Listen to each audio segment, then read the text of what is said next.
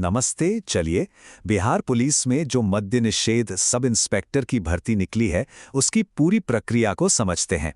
मतलब इस शानदार पद के लिए अप्लाई करने से पहले क्या कुछ पता होना चाहिए, वो सब कुछ जानेंगे। तो आज हम क्या क्या देखने वाले हैं। सबसे पहले तो बात होगी इस मौके की, फिर उन ज़रूरी तारीखों की जिन्हें भूलना नहीं है। इसके बाद देखेंगे कि कौन कौन इसके लिए पात्र है, फॉर्म कैसे भरना है, और हाँ, आखिर में सिलेक्शन प्रोसेस और सैलरी क्या होगी। हर चीज़ को एकदम बारीकी से समझेंगे। तो सबसे पहले बात करते हैं इस बड़े मौके की। देखिए, Bihar police subordinate service commission ने ये भर्ती निकाली है और ये उन सभी के लिए एक ज़बरदस्त मौका है जो लॉ एंड ऑर्डर के फील्ड में अपना कैरियर बनाना चाहते हैं। हाँ, तो जो खास बात है वो ये है कि बीपीएससी मतलब Bihar police subordinate service commission मद्य निषेध विभाग में सब इंस्पेक्टर के कुल 78 पदों पर भर्ती कर रहा है। और अगर किसी को ऑफिशियल नोटिफिकेशन देखना हो तो उसका नंबर है 03/026। अच्छा, अब जब मौके की बात हो गई है तो सबसे जरूरी चीज पर आते हैं, तारीखें। क्योंकि एक भी डेट मिस हो गई तो सब गड़बड़ हो सकता है। ये देखिए, ये है पूरा टाइमलाइन। 27 जनवरी से ऑनलाइन एप्लीकेशन शुरू होंगे और 27 फरवरी 2026 तक चलेंगे। मतलब पूरा एक महीना है और फीस भरने की भी आखिरी तारीख यही है। तो इन डेट्स को कहीं नोट कर लेना बहुत जरूरी है। ठीक है, तारीखें तो पता चल गईं।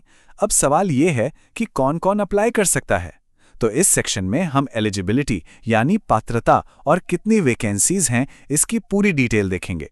तो आगे बढ़ने से पहले ये सवाल खुद से पूछना जरूरी है कि क्या इस रोल के लिए जो भी रिक्वायरमेंट्स हैं वो पूरी हो रही हैं। चलिए उन खास शर्तों को देखते हैं जो इसमें मांगी गई हैं। अब उम्र की बात करें तो यहाँ पर कैटेगरी के हिसाब से छूट दी गई है। जैसे जनरल कैटेगरी के पुरुष के लिए मैक्सिमम एज 37 साल है, तो वहीं महिलाओं के लिए 40 साल, बीसी ईबीसी के लिए भी 40 साल और एससी एसटी के लिए 42 साल है। हाँ, एक बात कॉमन है, कम से कम उम्र 20 साल होनी ही चाहिए। और पढ़ाई लिखाई की बात करें तो क्वालिफिकेशन बहुत सीधी साधी है। भारत की किसी भी मान्यता प्राप्त यूनिवर्सिटी से बस एक बैचलर डिग्री होनी चाहिए। मतलब अगर ग्रेजुएशन पूरा है तो आप एलिजिबल हैं। तो कुल वैकेंसी हैं 78, जैसा कि हमने पहले भी बात की। अब देखते हैं कि इन 78 सीटों का बंटवारा अलग अलग कैटेगरी में कैसे किया गया है। ये टेबल देखिए, इसमें पूरा ब्रेकडाउन दिया गया है। जैसे कि अनारक्षित यानी जनरल कैटेगरी में 41 पद हैं, ईडब्ल्यूएस के लिए 8 हैं और इसी तरह बाकी कैटेगरी के लिए भी है। एक और बहुत जरूरी बात, इसमें महिलाओं के लिए 35% का हॉरिजॉन्टल रिजर्वेशन है, जो कि एक बहुत अच्छी बात है। अब बात करते हैं एप्लीकेशन फीस की। तो यहाँ एक अच्छी बात यह है कि फीस सभी कैंडिडेट्स के लिए बराबर रखी गई है, सिर्फ 100 रुपए, और इसे ऑनलाइन कार्ड, नेट बैंकिंग या यूपीआई से आसानी से पे किया जा सकता है। ठीक है, तो अब तक हमने सारी जानकारी देख ली।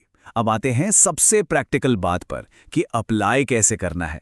चलिए स्टेप बाय स्टेप गाइड देखते हैं ताकि फॉर्म भरते वक्त कोई गलती ना हो। ये 5 स्टेप्स बहुत जरूरी हैं। सबसे पहले तो ऑफिशियल नोटिफिकेशन को ध्यान से पढ़ें, फिर अपने सारे डॉक्यूमेंट्स इकट्ठा कर लें, उसके बाद उन्हें स्कैन करके तैयार रखें।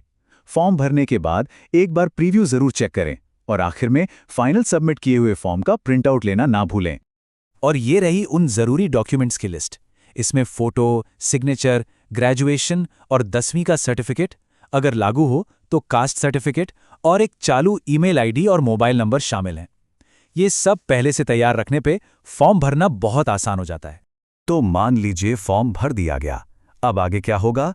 चलिए इस आखिरी सेक्शन में देखते हैं कि सिलेक्शन का प्रोसेस क्या है और अगर सिलेक्शन हो जाता है तो सैलरी क्या मिलेगी। देखिए, सिलेक्शन प्रोसेस के 3 मेन स्टेज हैं। सबसे पहले एक लिखित परीक्षा होगी जिसमें प्रीलिम्स और मेंस दोनों एग्जाम होंगे। इसे क्लियर करने के बाद फिजिकल एफिशिएंसी टेस्ट यानी पीईटी होगा और इन सब के आधार पर आखिर में एक फाइनल मेरिट लिस्ट बनेगी।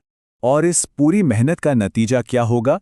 जो भी उम्मीदवार सफल होंगे उन्हें पे लेवल 6 के तहत नियुक्ति दी जाएगी। ये एक बहुत ही अच्छी सैलरी और एक शानदार करियर की शुरुआत है। तो हमने इस मौके से जुड़ी सारी जानकारी, जरूरी शर्तें और पूरी प्रक्रिया आपके सामने रख दी है। आखिरी तारीख 27 फरवरी 2026 है। तो अब सवाल यह है कि क्या ये करियर में अगला कदम उठाने का सही मौका है?